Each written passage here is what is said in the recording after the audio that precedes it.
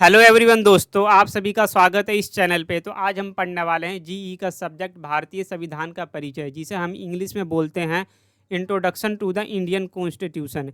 ये वीडियो आपकी एग्ज़ाम की दृष्टि से बहुत इंपॉर्टेंट रहने वाली है, क्योंकि क्या है कि इसमें आपके जो प्रीवियस ईयर के क्वेश्चन हैं वो भी इंक्लूड किए गए हैं, और जो आपकी बुक है उसमें चैप्टर वाइज भी क्वेश्चन इसमें हैं। तो आप इस वीडियो को पूरी देखना, ताकि आपको अच्छे से समझ में आ पाए और अपने एग्ज़ाम में आप बेटर परफॉर्मेंस दे पाएँ। और ये क्या है कि ये जो नोट्स हैं इंग्लिश और हिंदी मीडियम दोनों में अवेलेबल है, आप डाउनलोड कर सकते हैं डिस्क्रिप्शन बॉक्स से। तो हम पहले इसका विषय सूची देख लेते हैं, जो इंडेक्स है। यूनिट 1 में देख सकते हैं क्या दे रखा है, संविधान पूर्ववृत्त और भारतीय संविधान का परिचय, ये भी हम पढ़ने वाले हैं। इकाई 2 भारतीय संविधान में आधारभूत तत्व। इकाई 3 में है मूल अधिकार, जो अपने फंडामेंटल राइट होते हैं उसके बारे में भी हम पढ़ेंगे, जो अपने 6 मौलिक अधिकार होते हैं। और इकाई 4 में है राज्य के नीति निर्देशक सिद्धांत, जिसे हम डीपीएसपी भी बोलते हैं। इकाई 5 में है प्रधानमंत्री, संसद, न्यायपालिका। इन तीनों के बारे में पढ़ेंगे, ये बहुत इंपॉर्टेंट है। एंड 6 तक केंद्र राज्य संबंध, जिसमें क्या है कि सेंट्रल गवर्नमेंट और स्टेट गवर्नमेंट के बीच हम रिलेशन के बारे में पढ़ेंगे। और है विकेंद्रीकरण, जिसे हम डिसेंट्रलाइजेशन बोलते हैं। और आप ये पहला क्वेश्चन देख सकते हैं, बहुत इंपॉर्टेंट क्वेश्चन है, ये हर बार क्वेश्चन आता है। इसमें ये पूछा गया है कि भारतीय संविधान की मूलभूत विशेषताओं का वर्णन कीजिए। तो अपने को क्या है, जो भी संविधान है उसकी विशेषता के बारे में बताना है, फीचर्स के बारे में बताना है, ठीक है। तो इसमें पहले मैं आपको ये बता देता हूँ, जो अपना संविधान है वो संविधान आखिरकार हम कहते किसे हैं। जो संविधान बेसिकली क्या है, एक डॉक्यूमेंट होता है, दस्तावेज होता है। इसमें क्या है कि पूरे देश को चलाने के लिए रूल एंड रेगुलेशन लिखे होते हैं, जिसे हम क्या कहते हैं, संविधान कहते हैं। जैसा आप ये इमेज देख सकते हैं, भारत का संविधान कुछ ऐसा होता है अपना संविधान। ओके, आपको समझ में आ गया संविधान किसे कहते हैं। अब हम देख लेते हैं कुछ डिटेल में। भारत के संविधान को 26 नवंबर 1949 को अपनाया गया, अर्थात इस दिन संविधान सभा ने इसे अंतिम रूप दिया। लेकिन यह 2 महीने बाद यानी 26 जनवरी 1950 को लागू हुआ। इसमें क्या बताया गया, जो अपना संविधान है, ये अपना क्या है, संविधान है। ये क्या है कि 26 नवंबर 1949 को बनकर तैयार हो गया था, लेकिन क्या है, इसे 2 महीने बाद यानी 26 जनवरी 1950 को लागू किया गया, यानी पूरे देश में इम्प्लीमेंट किया गया। जैसे आप इसे इस नाम से जानते हैं, रिपब्लिक डे। जैसे अपने स्कूलों में कभी कभी रिपब्लिक डे भी मनाया जाता है 26 जनवरी 1950 को। तो वो किस लिए मनाते हैं, क्योंकि हमारा संविधान इस दिन लागू हुआ था। ओके, हालांकि संविधान के कुछ प्रावधान जैसे नागरिकता, चुनाव, अस्थायी संसद एवं अन्य संबंधित प्रावधान 26 नवंबर 1949 को ही लागू हो गए थे। यानी इसमें यह बताया गया कि 26 नवंबर 1949 को कुछ चीज़ें पहले ही से लागू कर दी गई थी, जैसे नागरिकता का कानून, चुनाव, अस्थायी संसद एवं अन्य संबंधित प्रावधान उस समय लागू हो गए थे। लेकिन कुछ चीज़ें यानी पूरी चीज़ें 26 जनवरी 1950 को लागू की गई। 2 महीने बाद अर्थात 26 जनवरी 1950 को इसे इसलिए लागू किया गया था, क्योंकि इसी दिन यानी 26 जनवरी 1930 को भारतीय राष्ट्रीय कांग्रेस ने भारत की आज़ादी का उत्सव मनाया था। तो इसमें यह बताया गया कि जो अपना संविधान था 26 जनवरी 1950 को इसीलिए लागू किया गया था, क्योंकि जो अपनी राष्ट्रीय कांग्रेस पार्टी है उसने 26 जनवरी 1930 को भारत में आज़ादी का उत्सव मनाया था। इसीलिए क्या है कि इस दिन अपना 26 जनवरी 1950 को संविधान लागू किया गया था। आपको समझ में आ गया। तो आगे बढ़ते हम। तो आपको ये समझ में आ गया होगा कि संविधान क्या है और ये कब लागू हुआ। छोटी बेसिक सी चीज़ें आपको पता होनी चाहिए। आगे देख लेते हैं इसकी कुछ विशेषताएं। पहली इसकी विशेषता है लिखित संविधान, जिसे हम बोलते हैं रिटन कॉन्स्टिट्यूशन। तो मैं आपको बता देता हूँ ऐसी रिटन कॉन्स्टिट्यूशन किसे कहते हैं। रिटन कॉन्स्टिट्यूशन उसे कहते हैं जो क्या है कि एक कमेटी बनाकर एक निश्चित टाइम पीरियड में बनाया गया संविधान, उसे हम बोलते हैं रिटन कॉन्स्टिट्यूशन। तो मैं आपको पढ़ के भी बता देता हूँ। जैसे भारतीय संविधान एक लिखित संविधान है। भारत का संविधान एक संविधान सभा ने एक निश्चित समय तथा योजना के अनुसार बनाया था। यानी क्या है कि जो अपना भारत का संविधान है वो क्या है, एक लिखित संविधान है। और क्या है कि इसे संविधान सभा द्वारा बनाया गया था एक निश्चित टाइम पीरियड में। इसे क्या है, संविधान को बनाने में 2 साल 11 महीने 18 दिन का समय लगा था। तो आप इसे याद रखना। भारतीय संविधान अमेरिकी संविधान के समतुल्य है। यानी इसमें यह बताया गया कि जो अपने देश का संविधान है, भारत का संविधान है, वो क्या है, जो अमेरिका का संविधान है उसके समतुल्य माना जाता है। यानी एक तरीके से हम कह सकते हैं बराबर माना जाता है। जबकि ब्रिटेन और इजराइल का संविधान अलिखित है। यानी इसमें यह बताया गया है कि जो ब्रिटेन का और इजराइल का जो संविधान है यानी कॉन्स्टिट्यूशन है वो क्या है कि अलिखित संविधान है। और नेक्स्ट है अपना सेकंड पॉइंट, विस्तृत संविधान। विस्तृत संविधान का मतलब ये है, यहाँ बेसिकली जो भी अपना संविधान है बहुत लंबा चौड़ा है। इसमें क्या है कि बहुत सारे आर्टिकल लिखे गए हैं, बहुत सारे पार्ट है, शेड्यूल है, तो यही सारी चीज़ें। जैसे आप ये देख सकते हैं, जो अपना संविधान जिस समय बना था तो उस समय क्या है कि संविधान में 395 अनुच्छेद थे यानी आर्टिकल थे, और उस समय 22 भाग थे और 8 अनुसूचियाँ हैं। किंतु विभिन्न संशोधनों के परिणाम स्वरूप वर्तमान में इसमें कुल 448 अनुच्छेद, 25 भाग और 12 अनुसूचियाँ हैं। यानी क्या है कि संविधान में कुछ ना कुछ चेंजेस होते रहते हैं, इसमें ये बताया गया है। चेंज होने के बाद आज के टाइम में जो अपना संविधान है उसमें क्या है कि 448 अनुच्छेद है और 25 भाग है और 12 अनुसूचियाँ हैं। तो आप इसे याद रखना, ठीक है। एचवी कामत ने इसकी विशालता के संबंध में कहा था, हमें इस बात का गर्व है कि हमारा संविधान विश्व का सबसे विशालकाय संविधान है। तो हम अपने संविधान को विशाल संविधान भी बोलते हैं। ये किसने कहा है? एचवी कामत ने। विशाल संविधान बेसिकली यही है, क्योंकि क्या है इसमें ये बहुत बड़ा संविधान है, इसमें बहुत सारे आर्टिकल लिखे गए हैं। लेकिन अमेरिका का आप संविधान देखोगे तो उसमें बहुत कम आर्टिकल्स हैं, इसीलिए भारत के संविधान को एक विस्तृत संविधान भी कहा जाता है। और थर्ड पॉइंट अपना लचीलेपन और कठोरता का मिश्रण। थर्ड पॉइंट अपना लचीलेपन और कठोरता का मिश्रण। तो यहाँ ये बताया गया है कि जो भी अपना संविधान है वो लचीलेपन और कठोरता का मिश्रण है। तो मैं आपको पहले ये बता देता हूँ कि लचीलेपन का मतलब यहाँ पे क्या है। जो भी अपना संविधान है उसमें क्या है कि कुछ चीज़ें हम इजीली चेंज कर सकते हैं। जो भी कानून है क्या है कि साधारण बहुमत द्वारा, तो उसे हम कहते हैं लचीलापन। जैसे लचीलेपन के द्वारा इसमें क्या है कि जो भी स्टेट है उसके हम नाम में चेंज कर सकते हैं। जो भी स्टेट में क्या है, जैसे यूपी में खासकर आपने देखा होगा कुछ जगह के नाम जल्दी ही चेंज कर दिए जाते हैं। तो ये क्या है कि लचीलेपन का उदाहरण है। और कठोरता का मिश्रण का मतलब यहाँ पे ये है कि हमें संविधान में यदि कुछ भी चेंज करना है, जो वो बड़ी बड़ी चीज़ें हैं, तो उसमें क्या है कि वो कठोरता से उसका चेंज किया जाएगा। उसमें क्या है विशेष बहुमत की हमें ज़रूरत होती है। जैसा आप ये नीचे देख सकते हैं, जैसे यहाँ आप देख सकते हैं कठोरता का क्या मतलब है। यहाँ पे संविधान के कठोर होने का अर्थ है कि इस संविधान के कुछ ऐसे प्रावधान भी हैं जिन्हें संशोधित करना भारतीय संसद के लिए आसान नहीं है। यानी क्या है कि संविधान में कुछ ऐसे भी संशोधन है जिसे क्या है कि जो संसद है वो ईजिली उसे चेंज नहीं कर सकती। उसमें क्या है कि हमें विशेष बहुमत की ज़रूरत होती है। और जो भी राज्य विधानमंडल है, यानी जो भी राज्य वहाँ पे जो भी विधानसभा है, एमएलए है, उनकी भी यहाँ ज़रूरत होती है। इसमें तो बेसिकली यही बताया गया है। लेकिन इसका उल्टा क्या है, लचीलेपन में हम इजीली संविधान में चेंज कर सकते हैं साधारण बहुमत द्वारा। और फोर्थ पॉइंट अपना एकल नागरिकता। यानी एकल नागरिकता का मतलब यहाँ पे ये है जो भी भारत का नागरिक है उसके पास सिर्फ एक ही नागरिकता रहेगी। यानी मैं भारत में रहता हूँ तो मेरे पास भारत की नागरिकता है। ऐसा नहीं कि मैं बिहार का हूँ तो मेरे पास बिहार की भी नागरिकता रहेगी और मेरे पास इंडिया की भी नागरिकता रहेगी। तो मैं क्या हूँ, सिर्फ इंडियन हूँ एक। तो इसमें यही बताया गया है। तो आपको पढ़ के और अच्छे से समझाता हूँ मैं। भारत का संविधान देश के प्रत्येक व्यक्ति को एकल नागरिकता प्रदान करता है। जो ये भारत का संविधान है क्या है कि वो सिर्फ एकल नागरिकता प्रदान करता है। यानी वो कहता है कि इंसान के पास जो भारत में रह रहा है वो सिर्फ देश का नागरिक है, यानी भारत का नागरिक है। भारत में कोई भी राज्य किसी अन्य राज्य के वासी होने का आधार पर भेदभाव नहीं कर सकता। इसके अलावा भारत में किसी भी व्यक्ति को देश के किसी भी हिस्से में जाने और कुछ स्थानों को छोड़कर भारत की सीमा के भीतर कहीं भी रहने का अधिकार है। तो ये भारत का नागरिक है तो क्या है कि किसी भी स्टेट में जाकर रह सकता है और ऐसा नहीं है कि जैसे मैं बिहार का हूँ तो महाराष्ट्र में चले जाता हूँ तो वहाँ से मेरे साथ कोई भी भेदभाव करेगा, तो ऐसा कुछ नहीं है। भारत का नागरिक है तो उसे समान अधिकार दिया जाएगा। तो यही सारी चीज़ें ये कह रहा है। और फोर्थ पॉइंट है अपना समाजवादी राज्य। समाजवादी राज्य का मतलब क्या है कि यहाँ जो भी समाज में लोग रह रहे हैं उनके क्या है कि आर्थिक समानता और कल्याण के ऊपर ज़्यादा ध्यान दिया जाएगा। तो यही सारी चीज़ें इसमें बताई गई हैं। जैसा आपको पढ़ के और अच्छे से समझाता हूँ मैं। समाजवादी अर्थात यह अपने सभी नागरिकों के लिए सामाजिक और आर्थिक समानता सुनिश्चित करता है। यानी क्या है कि जो संविधान है समाज में लोग रह रहे हैं उनके लिए ये सामाजिक और आर्थिक समानता में विशेष जोर देता है। ठीक है, और आगे हम देख लेते हैं फिफ्थ पॉइंट, मौलिक अधिकार और मौलिक कर्तव्य। मौलिक अधिकार क्या होते हैं? जो संविधान के द्वारा दिए गए हैं। और मौलिक कर्तव्य भी क्या होते हैं? ये भी संविधान के द्वारा दिए गए हैं। लेकिन मौलिक अधिकार और मौलिक कर्तव्य में क्या डिफरेंस होता है? जो मौलिक अधिकार है वो क्या है कि यदि इनका कोई भी उल्लंघन करता है तो हम संविधान के अकॉर्डिंग आर्टिकल 32 के तहत उच्चतम न्यायालय या हाई कोर्ट में जाकर अपील कर सकते हैं, शिकायत कर सकते हैं कि ये इंसान हमारे जो मौलिक अधिकार है उनका उल्लंघन कर रहा है। लेकिन क्या है, मौलिक कर्तव्य क्या है? यदि कोई इंसान मौलिक कर्तव्य को पालन नहीं करता है, जैसे राष्ट्रगान हो रहा है वहाँ पे हम राष्ट्रगान में खड़े नहीं हैं, तो क्या है कि कोई भी हमारी कंप्लेन नहीं कर सकता किसी भी, जैसे सुप्रीम कोर्ट में जा कर के। तो यही है बेसिकली इसमें अंतर। ठीक है, तो सीधा सा मतलब ये है कि मौलिक अधिकार का उल्लंघन हो सकता है तो हम कोर्ट में जा सकते हैं, लेकिन क्या है कि मौलिक कर्तव्य का उल्लंघन होता है तो हम सुप्रीम कोर्ट या हाई कोर्ट नहीं जा सकते, यही इसका अर्थ है।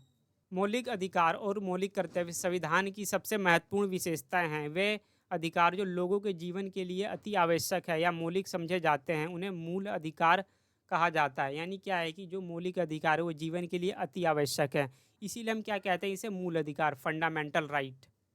जो मौलिक अधिकार है वो क्या है, संविधान के भाग 3 में दिए गए हैं, जैसा आप ये देख सकते हैं। और क्या है, ये बेसिकली एक बुनियादी मानवाधिकार है। तो आपको याद हो गया कि मौलिक अधिकार और जो मौलिक कर्तव्य हैं वो किसे कहते हैं। मौलिक कर्तव्य में क्या आता है, हमें राष्ट्रगान का सम्मान करना चाहिए, देशभक्ति करनी चाहिए, पर्यावरण की रक्षा करनी चाहिए, तो यही सारी चीज़ें इसमें। और आगे हम देख लेते हैं क्या है, सरकार का संसदीय स्वरूप। इसमें क्या है, जो अपनी संसद है यानी पार्लियामेंट है, उसमें क्या है कि 2 सदन है।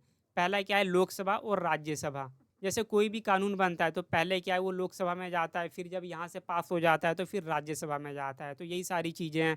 जो अपना संसद है वो क्या करता है, एक कानून बनाती है। तो और अच्छे से समझाता हूँ, भारत में सरकार का संसदीय स्वरूप है। भारत में 2 सदन, लोकसभा और राज्यसभा वाली विधायिका है। विधायिका किसे कहते हैं, जो संसद होती है वो क्या है, लोगों के लिए एक कानून बनाती है। तो ये सारी चीज़ें, कानून जो बनती है, कहाँ बनती है, विधायिका में यानी संसद में। और हम आगे देख लेते हैं। और एक और चीज़ आप ध्यान रखना, जो भारत सरकार का जो मुखिया होता है उसे हम प्रधानमंत्री कहते हैं। जैसे आज के टाइम में कौन है भारत का मुखिया, नरेंद्र मोदी। और 7वां पॉइंट अपना, भारतीय संविधान संपूर्ण प्रभुत्व संपन्न राज्य है। तो बेसिकली कुछ इस वर्ड के बारे में बता देता हूँ। प्रभुत्व का मतलब क्या होता है, यहाँ पे प्रभुत्व का मतलब होता है सोवेरिनिटी। सोवेरिनिटी का मतलब क्या होता है, जो एक राज्य यानी जो देश है वो कोई भी फैसला लेता है तो उसके ऊपर किसी भी बाहरी देश का दबाव नहीं रहेगा। वो क्या है कि खुद फैसले ले सकता है। जैसे अपने देश में जब 370 हटाया गया था जम्मू कश्मीर से, तो जो अपने देश की सरकार थी वो स्वतंत्र थी, उसने खुद से हटाया, ये नहीं कि किसी दूसरे देश का दबाव था। तो सीधा सा मतलब यहाँ पे ये निकलता है, जो भी देश अपने आंतरिक और बाहरी फैसले खुद ले सके उसे हम क्या कहते हैं, संपूर्ण प्रभुत्व संपन्न राज्य। तो आगे मैं चलूँ, आपको समझ में आ गया। और किसी भी स्टूडेंट को ये नोट चाहिए तो आप डाउनलोड कर सकते हैं। जैसे ये नंबर भी दे रखा है, यहाँ पे भी आप कॉन्टैक्ट कर सकते हैं, या जो मैंने वेबसाइट का लिंक है वीडियो के डिस्क्रिप्शन बॉक्स में दे रखा है, वहाँ इंग्लिश और हिंदी मीडियम दोनों के नोट्स हैं। और 8वां पॉइंट है अपना, गणतंत्रात्मक शासन प्रणाली की स्थापना। तो यहाँ पे क्या बताया गया है मैं आपको बता देता हूँ। तो यहाँ पे गणतंत्रात्मक शासन प्रणाली का मतलब ये है, जो भी अपने देश का राष्ट्रपति है उसका चुनाव किया है कि एक चुनाव प्रणाली के द्वारा करवाया जाएगा। वो क्या है, आनुवांशिक के आधार पर नहीं चुना जाएगा। जैसे क्या है कि उसके बेटे का बेटा राष्ट्रपति नहीं बनेगा। यदि किसी को भी राष्ट्रपति बनना है देश का तो उसका एक चुनाव प्रणाली होती है, इसमें ये बताया गया है। ठीक है, जैसे मैं आपको एक बार पढ़ के भी बता देता हूँ। संविधान की प्रस्तावना में गणराज्य की स्थापना का संकल्प व्यक्त किया गया है। गणराज्य का तात्पर्य ऐसे राज्य से है जिसमें शासन का प्रधान आनुवांशिक न होकर जनता द्वारा निर्वाचित हो। हमारे शासन का सर्वोच्च पदाधिकारी राष्ट्रपति होता है। यानी इसमें यह बताया गया है जो राष्ट्रपति है वो आनुवांशिक आधार पर नहीं चुना जाएगा, इसमें यह बताया गया है। यानी जो राष्ट्रपति का चुनाव होता है उसमें क्या है, जो देश के एमएलए यानी राज्य के जो एमएलए वो इसमें हिस्सा लेते हैं। और हम आगे देख लेते हैं 9वां पॉइंट, संघात्मक शासन की स्थापना। तो संघात्मक का मतलब ये होता है, जो राज्य और केंद्र सरकार में जो शक्तियों का बंटवारा होता है उसे हम बोलते हैं संघात्मक शासन। तो और आगे देख लेते हैं, भारत 28 राज्यों का एक संघ है। भारत में केंद्र तथा राज्यों के मध्य शक्तियों का विभाजन किया गया है। तो आपको समझ में आ चुका होगा, जैसे मैंने आपको पहले ही बताया। यानी क्या है कि जो भी अपने देश में पावर है वो सेंट्रल गवर्नमेंट, यानी जो भी सेंट्रल गवर्नमेंट में अभी कौन है, मोदी सरकार, और स्टेट गवर्नमेंट के बीच जो भी शक्तियाँ हैं जो संविधान के द्वारा दी गई है उनका बंटवारा करना ही संघात्मक शासन कहा जाता है। तो आपको अच्छे से समझ में आ गया होगा। और इसमें क्या है, 3 सूचियाँ होती है, जैसे संघ सूची, राज्य सूची, समवर्ती सूची। जो संघ सूची होती है उसमें क्या है, जो केंद्र सरकार होती है वो कानून बनाती है। जो राज्य सरकार है ये राज्य सूची के अंतर्गत कानून बनाती है। और जो समवर्ती सूची है इसमें क्या होता है, जो राज्य सरकार और केंद्र सरकार है दोनों ही कानून बना सकती है। तो आपको समझ में आई है ये तीनों सूचियाँ क्या है। ये जब आए संघात्मक शासन की स्थापना तो आप इन तीनों सूची को जरूर एक्सप्लेन करना, ओके। और डॉक्टर अंबेडकर यहाँ क्या कह रहे हैं हम उनके बारे में देख लेते हैं। डॉक्टर अंबेडकर के शब्दों में, संविधान ने शक्तिशाली संघीय शासन की स्थापना की है। तो ये क्या कह रहे हैं, जो डॉक्टर अंबेडकर कह रहे हैं जो संविधान है उसने क्या है, शक्तिशाली संघीय शासन की स्थापना की है। ये भी आप पेपर में लिख सकते हैं, क्या आपको अच्छे नंबर मिल जाएंगे। और 10वां पॉइंट है अपना, धर्मनिरपेक्ष राज्य की स्थापना। यहाँ धर्मनिरपेक्ष राज्य का मतलब है सेकुलर स्टेट। यहाँ पे यह है धर्मनिरपेक्ष का मतलब कि जो राज्य है उसके लिए सभी धर्म बराबर है, वो किसी भी एक धर्म को विशेष अधिकार नहीं देगा। जैसे मैं आपको एक एग्जाम्पल के थ्रू समझा देता हूँ। जैसे एक स्टेट है, बिहार है, तो वहाँ क्या है कि बहुत सारे धर्म हैं, हिंदू, मुस्लिम, सिख, ईसाई, जैन धर्म। तो वहाँ की जो मुख्यमंत्री की सरकार है वो सभी धर्मों को समान रूप से देखेगी, किसी भी एक धर्म को विशेष अधिकार नहीं देगी। यदि किसी भी एक धर्म को विशेष अधिकार देती तो उससे क्या है, लोगों के बीच सांप्रदायिकता बढ़ सकती है। ठीक है, आपको समझ में आ गया होगा। जब भी हम पॉलिटिकल साइंस पढ़ते हैं तो वहाँ पर राज्य का मतलब एक तरीके से हम देश को भी मानते हैं। तो आप ये देश भी यहाँ रख के देख सकते हैं, जैसे पूरा कंट्री क्या है, भारत। तो उसके लिए क्या है कि जो सभी धर्म है बराबर है, समान है, सभी को ही अधिकार दिया जाएगा कि अपने धर्म को बढ़ा सकें। आपको समझ में आ गया धर्मनिरपेक्ष का मतलब क्या होता है। भारत में धर्मनिरपेक्ष राज्य की स्थापना की गई है। हमारे संविधान में लिखा हुआ है कि धर्म के आधार पर सरकारी नौकरियों में कोई भेदभाव नहीं किया जाएगा।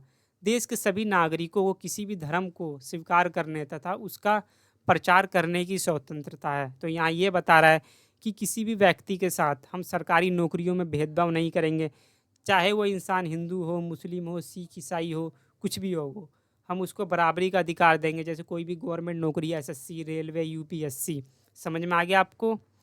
और जो इंसान है वो किसी भी धर्म से रिलेटेड है तो अपने धर्म का प्रचार कर सकता है। जैसे आप कभी बुक फेयर में घूमने गए होंगे तो जो वहाँ पे मुस्लिम कम्युनिटी अपने धर्म का प्रचार करती है, जैसे वो कुरान बांटती है। जो ईसाई लोग हैं वहाँ बाइबल बांटते हैं, तो आप गए होंगे तो कभी आपने देखा भी होगा। और नेक्स्ट अपना, राज्य से सहायता प्राप्त स्कूलों, कॉलेजों में धार्मिक शिक्षा नहीं दी जाएगी।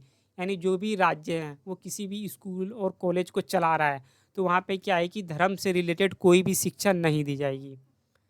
प्रत्येक संप्रदाय को धार्मिक संस्थाएं स्थापित करने, उनका प्रबंध करने तथा चल अथवा अचल संपत्ति रखने का अधिकार है। तो आपको पता ही होगा, कोई भी धर्म होता है तो क्या है कि वो लोगों से टैक्स लेता है, पैसे लेता है, चंदा लेता है। तो उस पर क्या है, जो गवर्नमेंट होती है वो टैक्स नहीं लगाती है, वो टैक्स फ्री होता है। ओके, जैसे राम मंदिर है, वहाँ पे इतना दान हो रहा है आज के समय में, तो जितना भी वहाँ पैसे लग रहा है तो क्या है कि जो देश की सरकार है उस पर टैक्स नहीं लगा सकती है, और वो अपने धर्म को प्रबंधित कर सकता है, प्रबंध कर सकता है, जो भी उसका इंस्टीट्यूशन वगैरह है। तो यही सारी चीज़ें हैं। ठीक है दोस्तों, जो मैं आपको पढ़ा रहा हूँ वो समझ में आ रहा है ना? कमेंट करके आप बताते रहना और वीडियो को लाइक भी करते रहना ताकि मेरा मोटिवेशन बना रहे।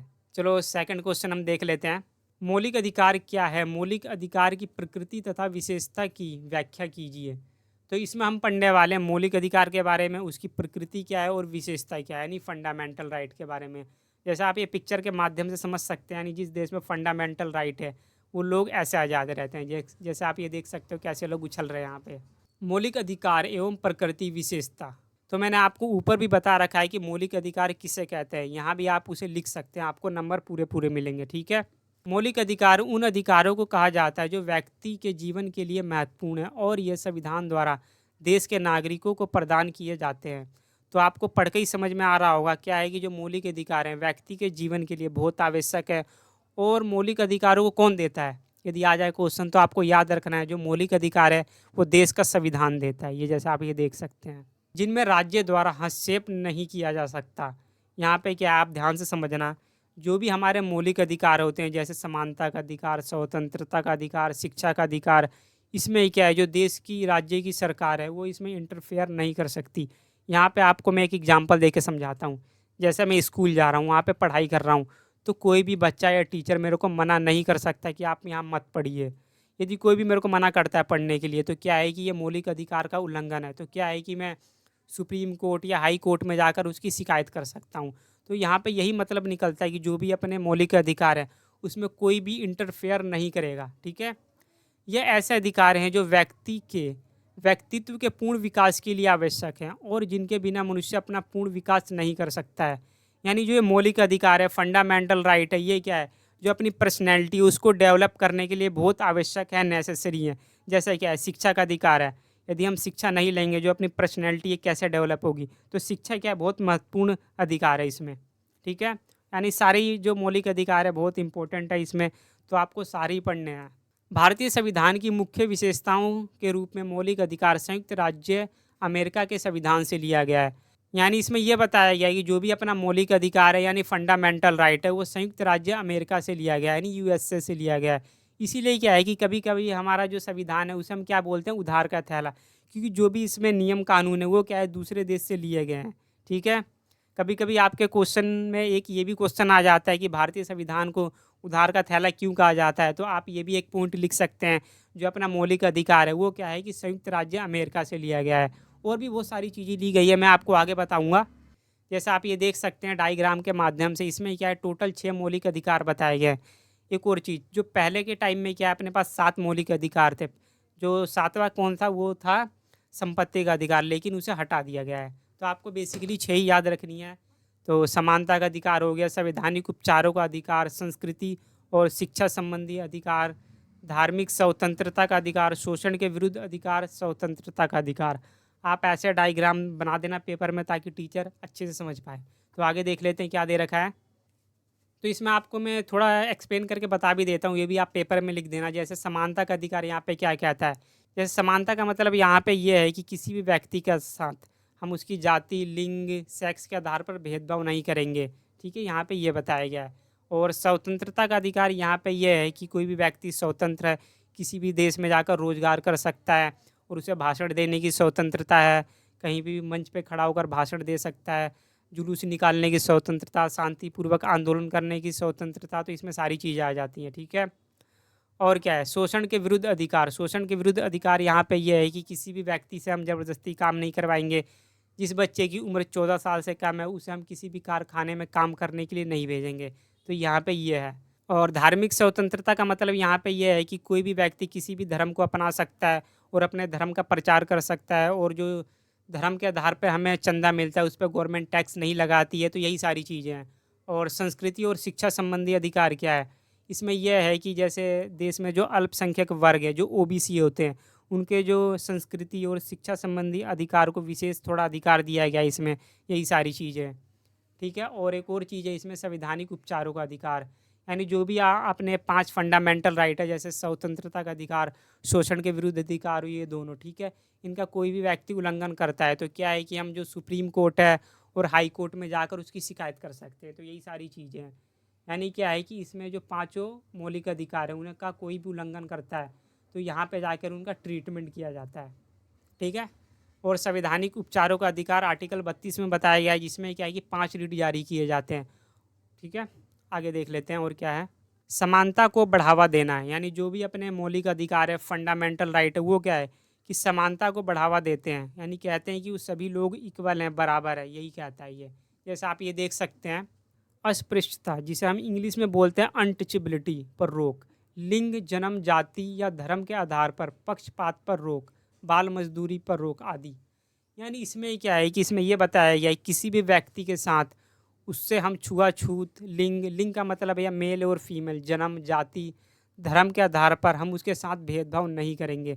जैसे क्या है कि पहले के टाइम में लोगों के साथ भेदभाव किया जाता था, जो दलित लोग थे उनके साथ क्या है कि भेदभाव किया जाता था, उन्हें स्कूल में पढ़ने नहीं दिया जाता था, और क्या है कि उन्हें कुओं में जो पानी निकाला जाता वो भी निकालने नहीं दिया जाता था। लेकिन क्या है कि जो अपना संविधान है इन सब की मनाही करता है, यानी रोक लगाता है इन चीज़ों पे। वो कहता है कि सभी को समान अधिकार दिए गए हैं, किसी भी व्यक्ति के साथ उसके हम लिंग, जन्म, धर्म, जाति के आधार पर भेदभाव नहीं करेंगे, सभी लोग बराबर हैं। आगे देख लेते हैं और क्या चीज़ें बताई गई हैं। दोस्तों मैं थोड़ा आपको शॉर्ट में पढ़ाऊँगा, जो बेसिक जो इम्पोर्टेंट चीज़ें वही बताऊँगा, और क्या है कि आप नोट्स को डाउनलोड करके पूरी चीज़ें पढ़ सकते हैं, जितने भी क्वेश्चन इसमें इम्पोर्टेंट है, सारी क्वेश्चन इसमें इम्पोर्टेंट है, कोई भी नज़रअंदाज करने लायक नहीं है, ठीक है। मौलिक अधिकार प्रजातंत्र के आधार स्तंभ है, यानी जो मौलिक अधिकार है, फंडामेंटल राइट है, ये क्या है, जो प्रजातंत्र है यानी लोकतंत्र है उसका एक आधार स्तंभ है, यानी एक पिलर है, यही सारी चीज़ें। और नेक्स्ट अपना राज्य के सामान्य कानूनों से ऊपर, यानी इसमें यह बताया गया है कि जो भी अपने मौलिक अधिकार हैं, जो 6 मौलिक अधिकार हैं, वो क्या है कि जो भी राज्य में अपने कानून बनाए गए हैं उन सबसे ऊपर है अपने मौलिक अधिकार, तो यही बताया गया है। तो आपको पढ़ के एक बार बताता हूँ। मौलिक अधिकार को देश के सर्वोच्च कानून अर्थात संविधान में स्थान दिया गया है, और साधारणतया संविधान संशोधन प्रक्रिया के अतिरिक्त इनमें और किसी प्रकार से परिवर्तन नहीं किया जा सकता। तो यही इसमें बताया गया है कि जो मौलिक अधिकार है उसमें क्या है कि हम संशोधन कर सकते हैं, थोड़ी बहुत चेंजेस कर सकते हैं, लेकिन क्या है कि हम उसे पूरा का पूरा परिवर्तन नहीं कर सकते, यही चीज़ इसमें बताई गई है। इस प्रकार मौलिक अधिकार संसद और राज्य विधानमंडलों द्वारा बनाए गए कानूनों से ऊपर है। यानी इसमें यह बताया गया है कि जो भी देश की संसद है वो कानून बनाती है और राज्य विधानमंडल कानून बनाती है। सबसे ऊपर यहाँ पे क्या रखा गया है? मौलिक अधिकार। यानी जो मौलिक अधिकार है सबसे ऊपर है, यानी सभी कानूनों से उन्हें हाई लेवल पर रखा गया है। तो ये सारी चीज़ें हैं, ठीक है। न्यायालय द्वारा संरक्षण। तो इसमें क्या बताया गया है कि जो भी अपने फंडामेंटल राइट है वो जो न्यायालय है यानी जो सुप्रीम कोर्ट, हाई कोर्ट है, अपने मौलिक अधिकारों को प्रोटेक्ट करता है। तो मैंने ऊपर भी बता रखा है, जैसे मौलिक अधिकार का कोई भी उल्लंघन करता है तो हम सुप्रीम कोर्ट में जाकर दरवाज़ा खटखटा सकते हैं कि हमारे मौलिक अधिकारों का उल्लंघन किया गया है। जैसे अभी आपको पता ही होगा, नीट के पेपर में बहुत बड़ी धांधली हुई है, तो क्या है वो सुप्रीम कोर्ट में जाकर क्या कर रहे हैं, उसकी शिकायत कर रहे हैं, अपील कर रहे हैं। तो यही सारी चीज़ें हैं दोस्तों। और इसमें मैं आपको क्या पढ़ाऊँगा, जैसे आप ये देख सकते हैं संविधान का आर्टिकल जो 32 है उसमें 5 रिट जारी किए जाते हैं, जिसमें क्या है जो अपने फंडामेंटल राइट है उन्हें प्रोटेक्ट किया जाता है, सुरक्षा दिया जाता है। तो यही सारी चीज़ें हैं, ठीक है। सरकार की निरंकुशता पर अंकुश। यानी इसमें क्या बता रहा है कि जो भी अपने मौलिक अधिकार हैं वो सरकार की जो डिक्टेटरशिप है उस पर अंकुश लगाते हैं, यानी रोक लगाते हैं। जैसे आपने ध्रुव राठी की वीडियो भी देखी होगी डिक्टेटरशिप वाली, मोदी जी वाली, तो आपको वहाँ अच्छे से समझ में आ गया होगा। फिर भी मैं आपको बता देता हूँ यहाँ पे। मौलिक अधिकार केंद्र और राज्य सरकार के अनुचित कानूनों पर प्रतिबंध या अंकुश लगाते हैं। यानी इसमें ये बता रहा है कि जो भी अपनी केंद्र सरकार है और राज्य सरकार है, जब कोई भी उल्टे सीधे कानून लागू कर देती है तो क्या है कि हमारे वहाँ मौलिक अधिकार आके खड़े हो जाते हैं। फिर क्या है कि हमें आज़ादी देते हैं। यानी सीधा सा मतलब ये निकलता है जो भी अपने मौलिक अधिकार हैं वो क्या है, जो भी गवर्नमेंट कुछ गलत कानून बना रही है उन पे क्या है कि प्रतिबंध लगाते हैं। और अपना नेक्स्ट क्वेश्चन है क्वेश्चन नंबर 6, भारतीय संविधान उधार का थैला वर्णन करें। इसमें क्या है कि जो इसमें यह बताया गया है कि जो भारतीय संविधान है वो क्या है, एक उधार का थैला है। तो इसके बारे में हमें वर्णन करना है। तो मैं आपको बता देता हूँ, जो भारतीय संविधान है उसे उधार का थैला इसीलिए कहा जाता है क्योंकि जो भी इसके अंदर मोस्ट इंपॉर्टेंट चीज़ें हैं, जैसे कि मौलिक अधिकार हो गया, मौलिक कर्तव्य हो गया, आपातकाल हो गया, ये सारी चीज़ें क्या है कि दूसरे संविधान से ली गई है, दूसरे देशों से ली गई हैं। इसीलिए क्या है कि इसे उधार का थैला भी कहा जाता है। ठीक है, तो हम आगे पढ़ लेते हैं और क्या बताई गई हैं चीज़ें इसमें। भारतीय संविधान को इसलिए उधार का थैला कहा जाता है क्योंकि संविधान के कई विषय विश्व के अन्य देशों से लिए गए थे, जैसे आपातकाल जर्मनी से, मौलिक अधिकार अमेरिका से, नीति निर्देशक तत्व आयरलैंड से और संसदीय प्रणाली ब्रिटेन से ली गई है। तो आपको पता लग गया, यानी जो उधार का थैला इसीलिए कहते हैं क्योंकि क्या है कि जो बहुत सारी चीज़ें हैं उसमें, जैसे आप देख सकते हैं जो आपातकाल है वो जर्मनी से लिया गया है, मौलिक अधिकार अमेरिका से लिया गया और नीति निर्देशक सिद्धांत ये लिया गया आयरलैंड से, और जो संसदीय प्रणाली है ब्रिटेन से ली गई है। इसीलिए हम बेसिकली इसे कहते हैं जो भारतीय संविधान है वो क्या है, एक उधार का थैला है।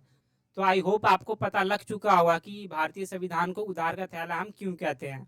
और हम आगे देख लेते हैं क्या दे रखा है। 60 से अधिक देशों के संविधान से विभिन्न प्रावधानों को अपनाने के साथ भारतीय संविधान को उधार का थैला माना जाता है। यानी इसमें यह बताया गया है कि 60 से ज़्यादा देशों के संविधान से हमने क्या है कि बहुत सारी चीज़ें वहाँ से बोरो की, यानी उधार ली हैं।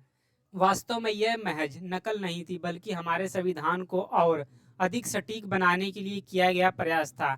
यानी यहाँ पे ये भी कहा गया है कि जो हमने दूसरे देशों से बहुत सारी चीज़ें ली हैं, जैसे मौलिक अधिकार अमेरिका से लिए हैं और नीति निर्देशक सिद्धांत आयरलैंड से, तो उसे हम नकल नहीं कह सकते। वो हमने एक तरीके से वहाँ से बोरो की है इसीलिए, ताकि जो अपना संविधान है उसे हम एक बेस्ट बना सकें। इसीलिए यहाँ ये बताया गया, जैसे आप ये देख सकते हैं। 60 से अधिक देशों के संदर्भ ने भारतीय संविधान को सबसे लंबे संविधान की विशेषता प्रदान की है। यानी क्या है कि जो भी हमने दूसरे देशों से लिए, जैसे 60 से अधिक देश है, तो इससे क्या है जो अपना संविधान है बहुत एक अच्छा बन पाया और एक लंबा संविधान बन पाया है। तो ये बताया गया यहाँ पे। और हम आगे देख लेते हैं क्या है। तो यहाँ भी यही है, जैसे आप ये देख सकते हैं। आयरिश संविधान के बारे में पढ़ लेते हैं। भारतीय संविधान की सबसे उल्लेखनीय उधार ली गई विशेषताओं में से एक राज्य के नीति निर्देशक सिद्धांत है। यानी क्या है कि यहाँ पे ये बता रहा है कि जो नीति निर्देशक सिद्धांत है वो आयरिश संविधान से लिए गए। हम इसे यहाँ ये भी कहते हैं कि जो आयरलैंड से लिया गया है। तो दोनों एक ही चीज़ें हैं। भारतीय संविधान में इन सिद्धांतों के विवरण अनुच्छेद 36 से 51 तक वर्णित है। यानी जो भी अपने नीति निर्देशक सिद्धांत है उसे संविधान के 36 से लेकर 51 तक आर्टिकल में बताया गया है। तो आगे देख लेते क्या दे रखा है। उपयुक्त सिद्धांतों के अलावा भारतीय संविधान में भारत के राष्ट्रपति के चुनाव से संबंधित प्रावधान भी शामिल थे, जिन्हें आयरिश संविधान से भी उधार लिया गया है। यानी यहाँ पे ये बताया गया कि जो भी भारत में राष्ट्रपति का चुनाव होता है, जो भी उसका प्रोसेस है, वो कहाँ से लिया गया है? आयरिश संविधान से। नागरिकों को निर्देशित करने वाले प्रावधानों के अनुसार राष्ट्रपति को देश का प्रथम नागरिक माना जाता है, और जो भारत के प्रथम नागरिक है वो कौन है? राष्ट्रपति। और आप ये नेक्स्ट देख सकते हो अमेरिकी संविधान। यहाँ हम पढ़ने वाले हैं कि अमेरिका से कौन कौन सी चीजें ली गई हैं भारत के संविधान में।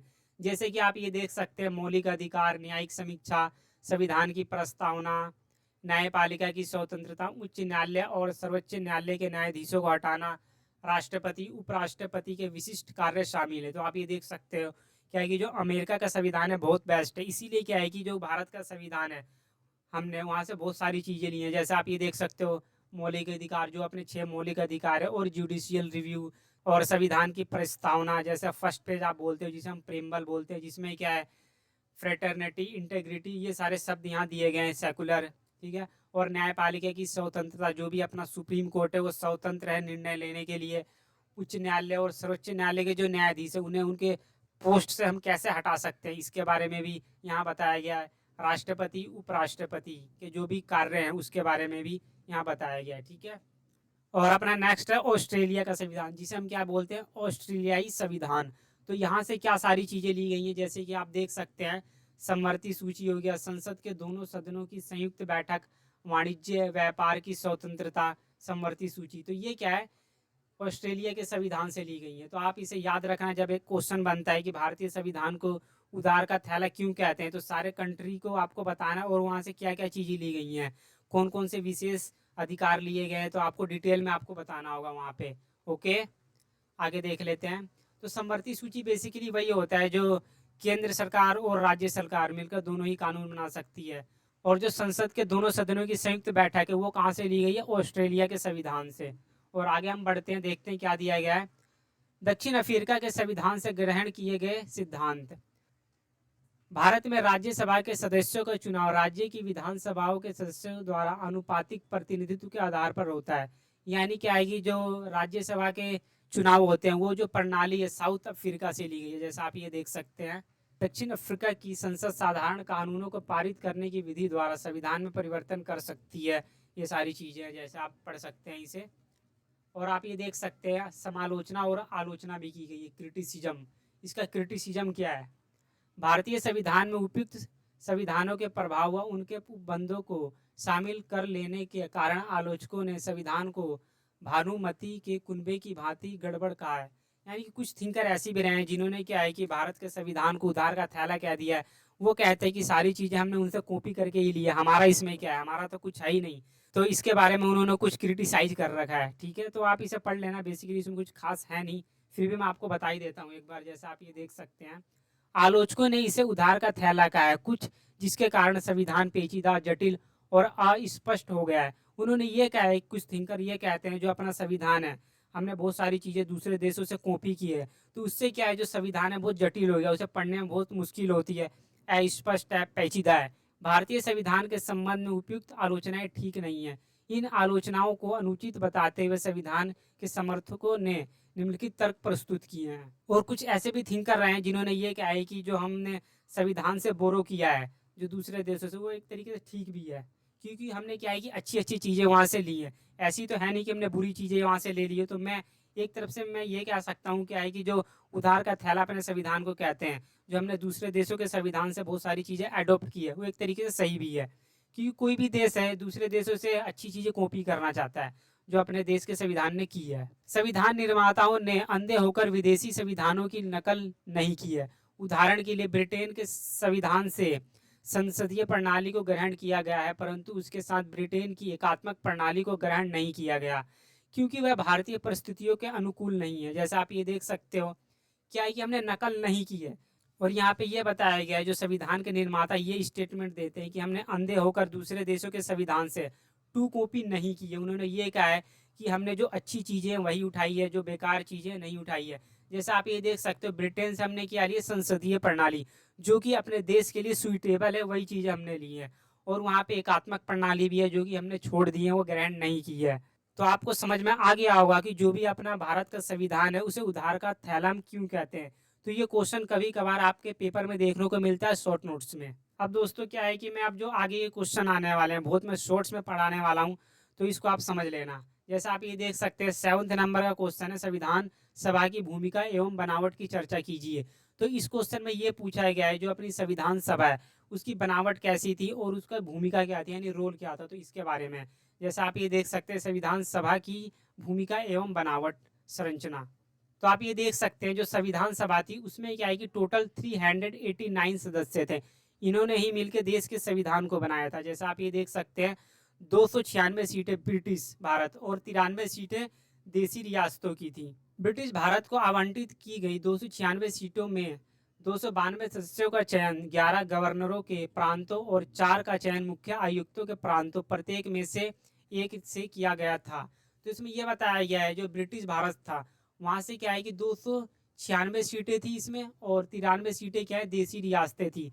देसी रियासतें का मतलब ये है जो भी अपने देश में रजवाड़े जो राजा थे उनके बारे में यहाँ है। एंड नेक्स्ट है प्रत्येक प्रांत को उसकी जनसंख्या के आधार पर संविधान सभा में स्थान दिया गया था। लगभग 10 लाख की जनसंख्या पर एक प्रतिनिधि निर्वाचित किया गया। जैसे यहाँ पे ये बताया गया कि जो संविधान सभा के सदस्य थे एक व्यक्ति पर वहाँ पे 10 लाख लोग थे। जैसे संविधान सभा में क्या है कि 389 सदस्य थे तो जो उसमें एक सदस्य है वो 10 लाख लोगों को लीड करता था, ये बताया गया इसमें। ठीक है, केवल 3 मतदाता संघ बनाए जाए। इसमें क्या है कि केवल 3 मतदाता संघ बनाए गए हैं, जैसे कि आप ये देख सकते हैं साधारण, मुस्लिम, सिख, केवल पंजाब में। ओके, नेक्स्ट है संविधान सभा का चुनाव, यानी इसमें यह बताया गया है कि जो संविधान सभा के सदस्य थे उनका चुनाव कैसे किया गया था। कैबिनेट मिशन की प्रस्तावित योजना के अनुरूप जुलाई 1946 में संविधान सभा का चुनाव हुआ जिसमें मुख्य मुकाबला कांग्रेस एवं मुस्लिम लीग में था। तो इसमें यह बताया गया है एक मिशन आया था जिसका नाम था कैबिनेट मिशन। तो इसमें क्या है 1946 में संविधान सभा का चुनाव हुआ था जिसमें क्या है कि दो लोगों के बीच ज़्यादा मुकाबला था। जैसा आप ये देख सकते हैं कांग्रेस और मुस्लिम के बीच। कुल 232 सीटों में से 212 सीटें कांग्रेस और इसके समर्थकों ने जीती। मुस्लिम लीग को केवल 73 सीटें प्राप्त हुई। तो जैसे आप ये देख सकते हो 232 सीटों में से क्या है कि 212 जो सीटें वो कांग्रेस को मिली और क्या है कि मुस्लिम लीग को कितनी सीटें मिली, 73। नेक्स्ट है संविधान सभा की पहली सभा। संविधान सभा का पहला सम्मेलन 9 सितंबर 1946 को हुआ जिसमें कुल 296 सदस्यों ने भाग लिया। तो इसमें एक गलती है मैं आपको बता देता हूँ, जो ये सम्मेलन हुआ था 9 दिसंबर 1946 को हुआ था, तो यहाँ मिस्टेक हो गई है तो आप इसे ध्यान रखना। जो ये पहली सभा हुई थी जो संविधान की, इसमें क्या है कि टोटल कितने सदस्यों ने भाग लिया था, 296। और ये कब हुई थी, 9 दिसंबर 1946 को। सच्चिदानंद सिन्हा को सभा का अस्थायी अध्यक्ष चुना गया। और जो ये सच्चिदानंद सिन्हा है इनको क्या है कि सभा का अस्थायी अध्यक्ष चुना गया, जैसे आप ये देख सकते हैं। और 13 सितंबर 1946, फिर यहाँ एक गलती है, जैसे आप ये देख सकते हैं जो डेट होगी 13 दिसंबर 1946 को जो उद्देश्य प्रस्ताव था वो पारित कर दिया गया था, जैसे आप ये देख सकते हैं। थोड़ी बहुत यहाँ मिस्टेक है, जो सितंबर है आप यहाँ दिसंबर कर लेना, ठीक है। और जो ये प्रस्ताव पारित हुआ था इसमें कुछ मुख्य बातें लिखी गई थी, जैसे आप ये देख सकते हैं। भारत में स्वतंत्र एक सार्वभौम गणराज्य स्थापित किया जाएगा। सभी व्यक्तियों को राजनीतिक, आर्थिक एवं सामाजिक समानता दी जाएगी। तो ये सारी चीज़ें हैं। सभी व्यक्तियों को कोई भी व्यवसाय अपनाने, भाषण एवं लिखने, किसी भी धर्म को अपनाने की स्वतंत्रता होनी चाहिए। अल्पसंख्यक, अनुचित जाति एवं पिछड़े वर्गों के हितों की सुरक्षा के लिए आवश्यक प्रयत्न होना चाहिए, यानी जो भी SC ST OBC वर्ग है उनके लिए अच्छे काम किए जाने चाहिए, उनको सुरक्षा दी जानी चाहिए। और जो समिति थी यानी जो कमेटी थी उसकी नियुक्ति कैसे हुई थी, आप ये देख सकते हैं। उद्देश्य प्रस्ताव को पारित करने के बाद संविधान सभा ने कुछ समितियां नियुक्त की ताकि वे संविधान के विभिन्न पहलुओं पर गहन विचार करके अपनी रिपोर्ट प्रस्तुत करें। इसमें यह बताया गया है कि जो भी संविधान है उससे रिलेटेड कुछ कमेटी बनाई गई थी जो अपनी सिफारिशें देंगी कि संविधान के लिए क्या सही है क्या गलत है। नेक्स्ट है मसौदा समिति की नियुक्ति। विभिन्न समितियों की रिपोर्ट के आधार पर संविधान का मसौदा तैयार करने के लिए 29 अगस्त 1947 को संविधान सभा ने BR अम्बेडकर की अध्यक्षता में 7 सदस्यों की समिति का गठन किया। तो इसमें यह बताया गया है कि जो संविधान की मसौदा समिति थी यानी जो ड्राफ्टिंग कमेटी थी उसमें क्या है कि 7 सदस्य थे और क्या है कि BR अम्बेडकर बहुत महत्वपूर्ण भूमिका में थे और ये 29 अगस्त 1947 को गठित की गई थी। और 21 फरवरी 1948 को संविधान का पहला मसौदा प्रस्तुत किया जाता है। जो ड्राफ्टिंग कमेटी होती है उसमें क्या है कि 243 धाराएं और 13 सूचियां प्रस्तुत की जाती है संविधान की जो कमेटी होती है उसके सामने। और हम आगे देख लेते हैं, शॉर्ट्स में मैं पढ़ाऊंगा दोस्तों क्योंकि टाइम नहीं है एक्चुअली ज़्यादा, क्योंकि बहुत सारे इसमें क्वेश्चन है तो सारे कवर करना जरूरी होगा। संविधान सभा की कार्य प्रणाली। संविधान सभा ने अपना कार्य 20 से भी ज़्यादा समितियों के माध्यम से किया। तो यहाँ पे ये बताया गया है कि जो भी अपना संविधान था उसमें क्या है कि कम से कम 20 से ज़्यादा कमेटियाँ बनाई गई थी, जिससे क्या है कि संविधान बनाया जा सके। प्रजातांत्रिक कार्य प्रणाली, इसमें क्या है देख लेते हैं। संविधान सभा ने प्रजातांत्रिक तरीके से अपना कार्य किया। इसके सदस्यों द्वारा 7,635 संशोधन प्रस्ताव प्रस्तुत किए गए, जिनमें से 2,473 पर सभा ने वाद विवाद किया। क्या है कि जो संविधान था उससे रिलेटेड 7,635 संशोधन पेश किए गए थे, लेकिन क्या है 2,473 पर ही वाद विवाद हो पाया। और इसमें यह भी बताया गया है जो अपना संविधान था उसे बनने में कम से कम 2 साल 11 महीने और 18 दिन का समय लगा, जबकि क्या है कि जो अमेरिका का संविधान था सिर्फ 4 महीने में ही बनकर तैयार हो गया। तो आप ये समझ सकते हैं। और ये कनाडा का जो संविधान था 2 वर्ष में बन के तैयार हो गया। अपने संविधान को बनाने में देख सकते हो कितना टाइम लगा है, क्योंकि अपना जो संविधान है बहुत लेंथी भी है। जो अपना संविधान था उसे बनाने में कम से कम 64 मिलियन रुपए की लागत आई थी, कॉस्ट आई थी। मतलब ये बहुत इंपॉर्टेंट चीज़ें हैं, कभी कभी आप गवर्नमेंट जॉब की तैयारी कर रहे हैं तो वहाँ पे भी ये काम आता है। 8वां क्वेश्चन है, मौलिक अधिकारों तथा राज्य के नीति निर्देशक तत्वों के मध्य तुलनात्मक अध्ययन की विवेचना कीजिए। और 8वां में भी आप देख सकते हैं सेम क्वेश्चन है, बस थोड़े वर्ड चेंज कर दिए गए हैं। क्या है कि आपके पेपर में भी घुमा के क्वेश्चन आते हैं। मौलिक अधिकारों तथा राज्य के नीति निर्देशक तत्वों के संबंधों का विश्लेषण कीजिए। इसमें क्या पूछा गया है, बेसिकली जो भी आपके मौलिक अधिकार हैं और नीति निर्देशक तत्व हैं उनके बीच आपको कंपैरिजन करना है। तो मैंने आपको ऊपर पढ़ा रखा है कि मौलिक अधिकार क्या होते हैं, नीति निर्देशक सिद्धांत क्या होते हैं, दोनों के बीच बस आपको कंपैरिजन करना है। तो आप ये देख सकते हैं मौलिक अधिकार है, इसमें क्या है कि भाग 3 में आर्टिकल 14 से 32 तक बता रखा है, तो आपको वही एक्सप्लेन करना है। जो 6 आपके मौलिक अधिकार है, जैसे आप ये देख सकते हैं समता का अधिकार, स्वतंत्रता का अधिकार और बाकी भी है इसमें। और आप ये राज्य के नीति निर्देशक तत्व देख सकते हैं। इसमें क्या है कि जो संविधान का भाग 4 है उसमें ये बताया गया है 36 से 51 तक जो भी अपने नीति निर्देशक सिद्धांत होते हैं, ये क्या है कि कल्याणकारी राज्य के बारे में बात करते हैं कि कल्याणकारी राज्य की स्थापना की जानी चाहिए, जिसमें क्या है कि सभी लोगों का भला हो, गरीबों का खासकर। और आप ये देख सकते हैं तुलनात्मक अध्ययन और इनके बीच संबंध बताया गया, जैसे आप ये पढ़ सकते हैं। पॉइंट में आपको दिया गया, आपको पेपर में भी पॉइंट में लिखना है। तो ये नहीं कि आपको खिचड़ी बना देनी है, पैराग्राफ में नहीं लिखना है, ऐसे नंबर नहीं मिलते, मिलेंगे भी तो बहुत कम मिलेंगे। पॉइंट में आंसर देना है, ब्लैक और ब्लू पेन का यूज करना है पेपर में। और अपना 9वां क्वेश्चन है, भारतीय संविधान में मौलिक कर्तव्य को परिभाषित कीजिए।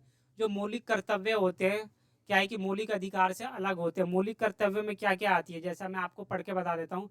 मौलिक कर्तव्य वह आधारभूत कर्तव्य होते हैं जो व्यक्ति की उन्नति एवं देश व समाज की प्रगति के लिए आवश्यक होते हैं। तो इसमें आप समझ गए, मौलिक कर्तव्य वो हैं जो देश की उन्नति, प्रगति, विकास के लिए बहुत इंपॉर्टेंट होते हैं। तो इसमें आप देख सकते हैं कितने टोटल मौलिक कर्तव्य बताए गए हैं। मौलिक कर्तव्य देश की एकता एवं अखंडता की सुरक्षा करने के साथ साथ देश के नागरिकों में राष्ट्रीय प्रेम की भावना को भी बढ़ावा देते हैं। ये क्या है कि देश की यूनिटी, अखंडता और जो लोगों के बीच देश प्रेम की भावनाओं को जागृत करते हैं, उन्हें बढ़ावा देते हैं। और जो ये मौलिक कर्तव्य है कब शामिल किए गए, जैसे आप ये देख सकते हो, इसे भारतीय संविधान में सर्वप्रथम 1976 में संविधान के 42वें संविधान संशोधन अधिनियम के तहत जोड़ा गया। यानी जो भी ये मौलिक कर्तव्य है, संविधान में एक संशोधन किया गया था, 42वां संविधान संशोधन 1976 में। तो इसमें क्या है कि संविधान में मौलिक कर्तव्य जोड़े गए थे, जैसे आप ये देख सकते हो अनुच्छेद 51। और आप ये देख सकते हैं टोटल मौलिक कर्तव्य कितने हैं। शुरुआत में अनुच्छेद 51 भाग अ के तहत कुल 10 मौलिक कर्तव्य संविधान में जोड़े गए थे, लेकिन क्या है कि 2002 में 86वां संविधान संशोधन किया जाता है। संविधान संशोधन का मतलब ये होता है कि संविधान में कुछ चेंज करना, सुधारना। तो उसमें क्या है कि एक और मौलिक कर्तव्य जोड़ दिया जाता है 11वां नंबर का। और आप ये मौलिक कर्तव्य का महत्व देख सकते हैं, क्या क्या इसका महत्व है। और जो ये मौलिक कर्तव्य होते हैं ये देश की प्रगति में सहायक होते हैं। लोकतंत्र को सफल बनाने में मौलिक कर्तव्य की महत्वपूर्ण भूमिका होती है, देख सकते हैं आप पॉइंट। देश की संस्कृति की रक्षा एवं संरक्षण करने हेतु सहायक भी हैं। यानी क्या है, जो मौलिक कर्तव्य हैं ये देश की संस्कृति की रक्षा करते हैं और उन्हें संरक्षण प्रदान करते हैं।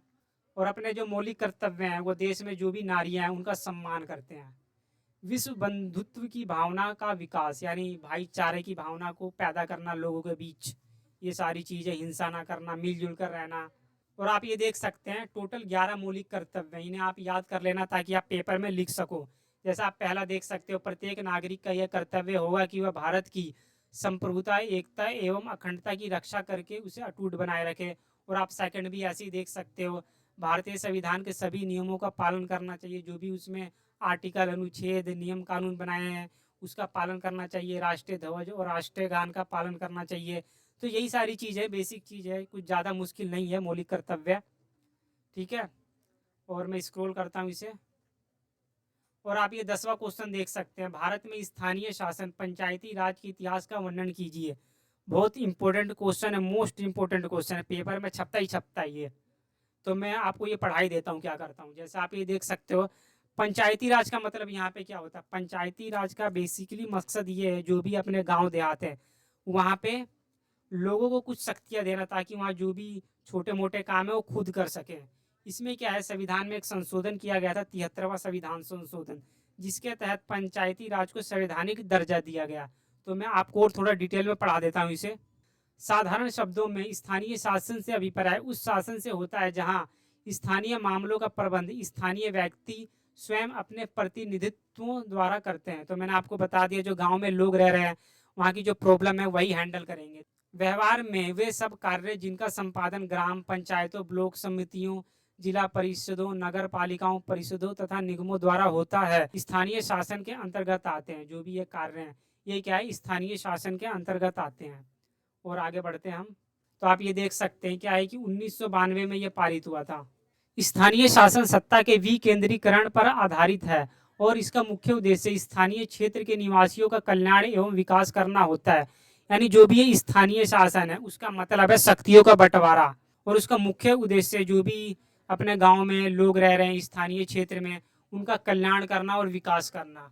और जो ये एक्ट है ये कब पास हुआ था, 1992 में, 1992 में।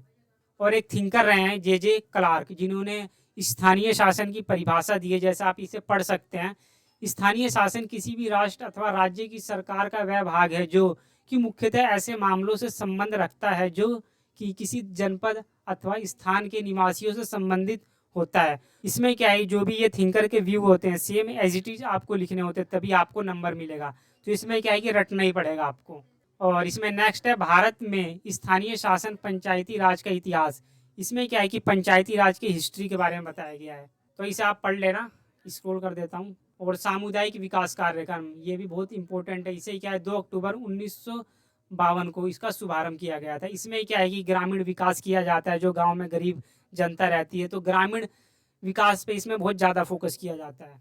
इस समुदाय ने ग्रामीण विकास से संबंधित कार्य जैसे कृषि, पशुपालन, शिक्षा, जन स्वास्थ्य आदि पर जोर देकर राष्ट्र की सफलता में अपना योगदान दे पाया। यानी जो ये सामुदायिक विकास कार्यक्रम है इसका काम क्या है, जैसे कृषि, पशुपालन, शिक्षा, जन स्वास्थ्य पर विशेष ध्यान देना।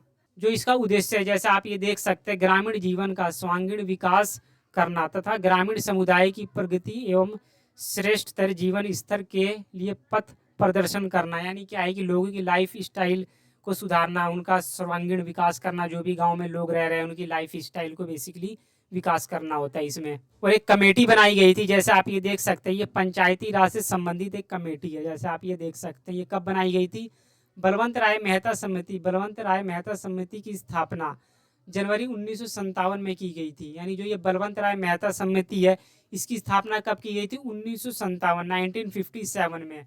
बलवंत राय मेहता समिति का गठन पंचायती राज व्यवस्था को मजबूती प्रदान करने हेतु किया गया। जो इसका गठन किया गया था वो किस लिए किया गया था, ताकि जो पंचायती राज है उसका अच्छे से गठन किया जा सके, उसको मजबूती दी जा सके। और जो बलवंत राय मेहता समिति थी उसने क्या है, कुछ रिकमेंडेशन दी थी, अपनी सिफारिशें दी थी, अपनी रिपोर्ट प्रस्तुत की थी। तो इसमें आप ये देख सकते हैं, इसे आप पढ़ लेना, ठीक है। तो आगे मैं स्क्रॉल कर देता हूँ। और ये अशोक मेहता समिति भी है, इनकी रिपोर्ट भी आप पढ़ लेना। और ये 11वां क्वेश्चन है, जैसा आप ये देख सकते हैं, 73वें संशोधन अधिनियम और प्रमुख अनिवार्य प्रावधानों की व्याख्या कीजिए। तो जो 73वां संविधान संशोधन है ये क्या है कि पंचायती राज सिस्टम से रिलेटेड है। जो मैंने आपको ऊपर पढ़ा है वो भी जो थोड़ी ऊपर की बातें हैं इसमें लिख दोगे तो आपका काम चल जाएगा और आपको नंबर मिल जाएंगे।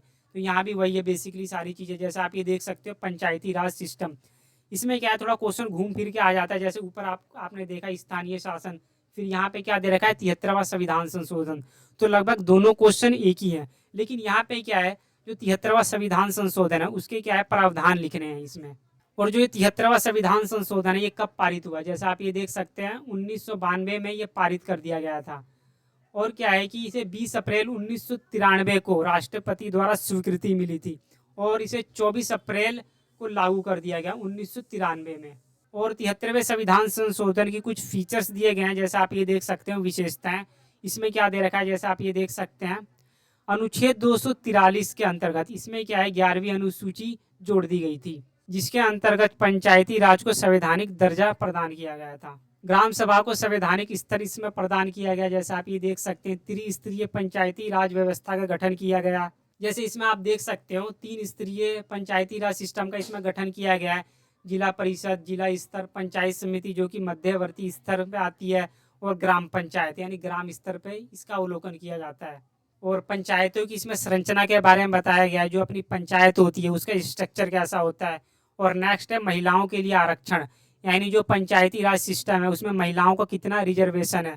जैसे आप देख सकते हो 33% इसमें महिलाओं को रिजर्वेशन दिया गया है, जो भी अपनी अनुसूचित जाति जनजाति की महिलाएं हैं। कार्यकाल, इसमें क्या है जो पंचायती राज सिस्टम है उसका कार्यकाल कितना होता है, जैसे आप ये देख सकते हो 5 साल।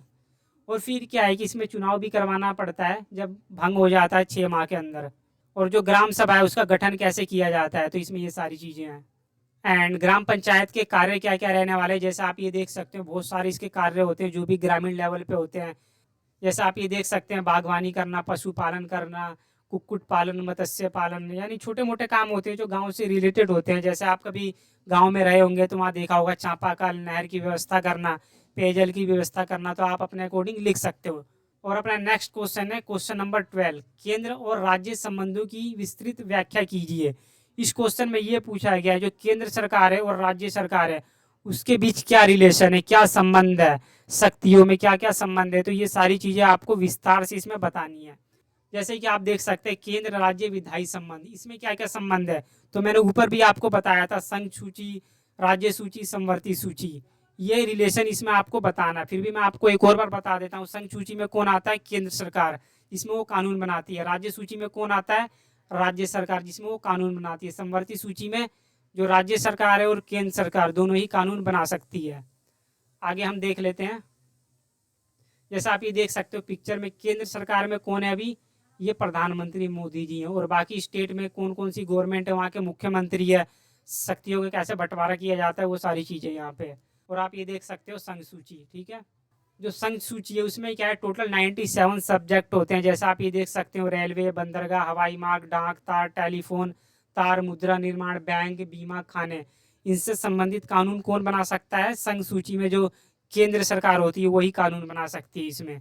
और आगे क्या है राज्य सूची, राज्य सूची में कौन बना सकता है कानून, जो राज्य में गवर्नमेंट है यानी जो मुख्यमंत्री है वही इसमें कानून बना सकती है। जैसे इसमें आप देख सकते हैं इसमें टोटल क्या है 66 सब्जेक्ट है जिसके ऊपर राज्य सरकार कानून बना सकती है। जैसा आप ये देख सकते हैं पुलिस, न्याय, जेल, स्थानीय स्वशासन, सार्वजनिक स्वास्थ्य, कृषि, सिंचाई और सड़कें, इनसे संबंधित कानून जो होता है राज्य सरकार बनाती है। जैसे आप दिल्ली में रहते हैं तो दिल्ली में जानते होंगे जो पानी है, बिजली, बस, इससे रिलेटेड कानून कौन बना सकती है, जो अपने राज्य की मुख्यमंत्री की सरकार है केजरीवाल की। ओके, आगे देख लेते हैं क्या है। और है समवर्ती सूची, जिसमें क्या है केंद्र सरकार और राज्य सरकार कानून बनाती है। इसमें क्या है टोटल 47 विषय हैं। जैसे आप ये देख सकते हो कुछ यहाँ दिए गए हैं जिसमें कानून बनाए जाते हैं। यहाँ पे देख लेते हैं क्या बताया गया है, शक्तिशाली केंद्रीय सरकार। तो यहाँ पे ये बताया गया है कि जो भी केंद्र में सरकार है, सेंट्रल गवर्नमेंट होती है, वो सबसे ज़्यादा पावरफुल होती है। तो आपको पता ही होगा जो सेंट्रल गवर्नमेंट है और स्टेट गवर्नमेंट है, तो सबसे ज़्यादा जो पावरफुल होती है सेंट्रल गवर्नमेंट होती है। जो भी सेंट्रल गवर्नमेंट कानून बनाती है वो जितने भी अपने देश में राज्य हैं उनको फॉलो करना पड़ता है। तो यहाँ पे ये कहा गया है। और क्या है नेक्स्ट, राज्यों की स्थिति नगर पालिकाओं के समतुल्य है। इसमें ये बताया गया है कि जो राज्य की स्थिति है, नगर पालिका जो होती है, जैसे इनका जो काम होता है सफाई से रिलेटेड होता है, ये क्या है दोनों एक दूसरे के समतुल्य है। और नेक्स्ट है अपना प्रशासन संबंधित कानून। तो इसमें यह बताया गया है केंद्र सरकार और राज्य सरकार के बीच प्रशासन से संबंधित यानी ब्यूरोक्रेसी से रिलेटेड कौन कौन से संबंध है।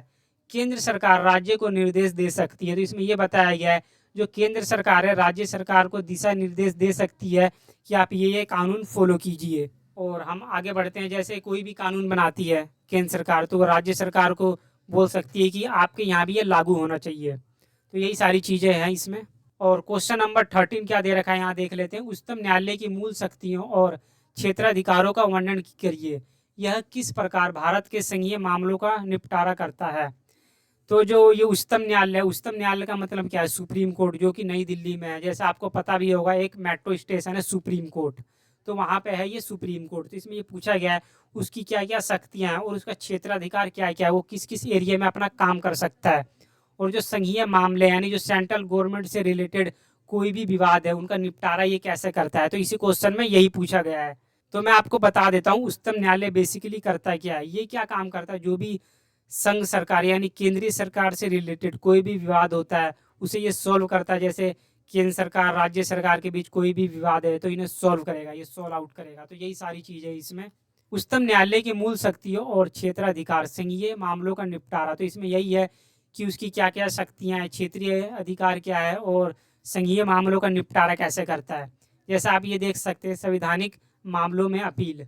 इसमें क्या बताया गया, जो उच्च न्यायालय यानी जो हाई कोर्ट है, यदि कोई व्यक्ति उच्च न्यायालय में जाता है और उच्च न्यायालय का डिसीजन आता है कि आप दोषी करार दिए जाते हैं, तो वो इंसान यदि खुश नहीं है तो उच्चतम न्यायालय में जाकर उसकी अपील कर सकता है। तो इसमें यही बताया गया। जैसे देख सकते हैं आप संवैधानिक मामलों में उच्चतम न्यायालय में उच्च न्यायालय के फैसले के खिलाफ अपील की जा सकती है। और नेक्स्ट है अपना दीवानी अपील। इसमें क्या है, जो भी प्रॉपर्टी से रिलेटेड कोई भी इशू होता है तो इसमें भी हम अपील कर सकते हैं। और नेक्स्ट है अपना फौजदारी अपीलें। जैसा आप इसमें देख सकते हैं, इसमें क्या है, चोरी डकैती हत्या अपहरण आदि से कोई भी रिलेटेड कोई भी अपील है इशू है तो हम अपील कर सकते हैं सर्वोच्च न्यायालय में। और इसे आप बारीकी से पढ़ लेना, ठीक है, डाउनलोड करके। मैं और आगे दिखा देता हूँ क्या है। विशेष अपीलें, इसमें क्या है कुछ विशेष अपीलें होती हैं, इसमें हम अपील करते हैं अनुच्छेद 135 के तहत। और नेक्स्ट है अपना परामर्शदात्री क्षेत्राधिकार, इसे आपको खुद पढ़ना पड़ेगा। और नेक्स्ट है अपना पुनर्विचार संबंधी क्षेत्राधिकार, अभिलेख न्यायालय, बहुत सारी चीज़ें इसके क्षेत्राधिकार है दोस्तों। और क्वेश्चन नंबर 14 है, आप इस बात से कितना सहमत है कि जनहित याचिका गरीबों की सहायता के लिए सफल सिद्ध हुई है। इसके बारे में मैं आपको बता देता हूँ जनहित याचिका क्या होती है। जनहित याचिका का मतलब क्या होता है मैं आपको बता देता हूँ। जनहित याचिका ये होती है जो सामूहिक लोगों के हित के लिए काम करती है। जैसे क्या है कि एक कम्युनिटी है जिसमें क्या है कि बहुत सारे लोग किसी चीज़ से पीड़ित है, तो क्या है कि उसकी आवाज़ हम उठा सकते हैं सर्वोच्च न्यायालय में। जैसे आप देख सकते हो, जैसे पहले के टाइम में जो मुस्लिम महिलाएं थी उनके साथ 3 तलाक किया जाता था तो बहुत पीड़ित थी, तो उसे हम सुप्रीम कोर्ट में लेके गए, जो उसे हम क्या कह सकते हैं, वो एक जनहित याचिका थी। यानी सभी के लिए जो फायदेमंद हो याचिका उसे हम कहते हैं जनहित याचिका। जैसा आप ये पढ़ सकते हैं, जनहित याचिका का अर्थ, जनहित याचिका वह याचिका है जो लोगों के सामूहिक हितों के लिए न्यायालय में दायर की जाती है। जनहित याचिका का बेसिकली यही मतलब निकलता है कि सभी के हित के लिए बात करना सुप्रीम कोर्ट में जाकर के।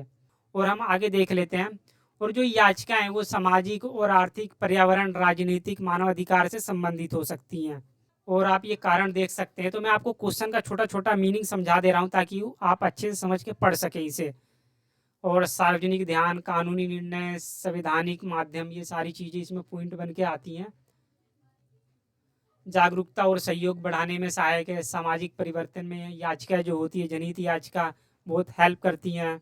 और नेक्स्ट क्वेश्चन है क्वेश्चन नंबर 15, न्यायिक सक्रियता किस प्रकार मौलिक अधिकारों का संरक्षण करती है। तो इसमें क्या बताया गया है, जो न्यायिक सक्रियता है, जो अपने फंडामेंटल राइट है, मौलिक अधिकार है, उनको प्रोटेक्ट कैसे करती है।